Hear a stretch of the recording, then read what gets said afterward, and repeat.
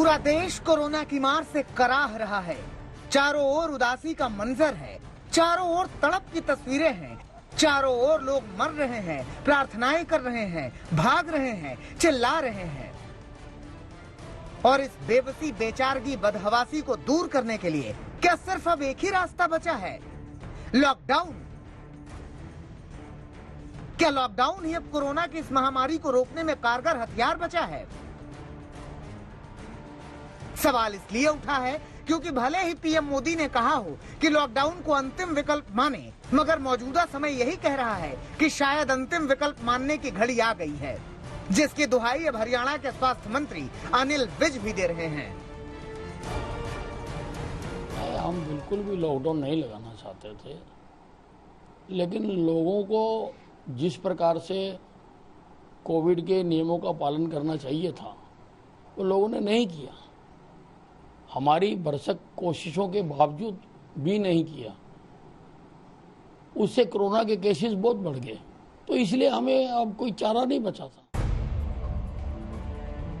देश की सबसे बड़ी अदालत ने भी कहा है कि सरकारों को लॉकडाउन के बारे में अब विचार करना चाहिए।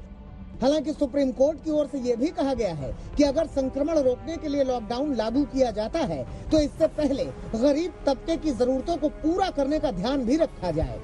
कुछ ऐसी ही मांग आज विपक्ष की ओर से भी की गई, जब एनसीपी के नेता नवाब मलिक ने लॉकडाउन से पहले नेशनल पॉलिसी बनाने की बात कही और कहा कि इसके लिए सरकार को पूरे विपक्ष से चर्चा करनी चाहिए। न्यायालय जो फैसला करेगा करेगा, लेकिन मोदी जी देश में हेल्थ इमरजेंसी लागू करें और देश के सभी विपक्षी पार्टियों को बुलाएं, बैठें और कोई एक रणनीति के तहत इस संकट से लड़ा जाए। अकेले मोदी जी के बस का ये संकट से लड़ना नहीं है। सुप्रीम कोर्ट से पहले भले ही टुकड़ों में, किश्तों में अलग अलग सरकारों ने अलग अलग नाम से लॉकडाउन लगाए हों, मगर उन्हें भी लगा था कि लॉकडाउन जरूरी है।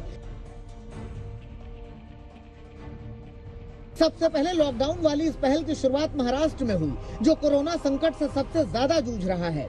बड़ी बात यह है कि महाराष्ट्र में इस आंशिक लॉकडाउन का असर भी दिखा और यहाँ कोरोना के मरीज कम हो रहे हैं।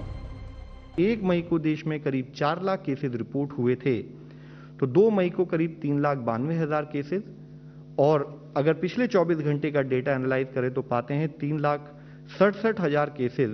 तो शायद केसेज में कुछ हद तक हम देख रहे हैं कि केसेस में कुछ कमी पाई जा रही है, लेकिन ये बहुत ही अर्ली सिग्नल्स हैं इसको एनालाइज करने की, इससे रिलेटेड एफर्ट्स करने की।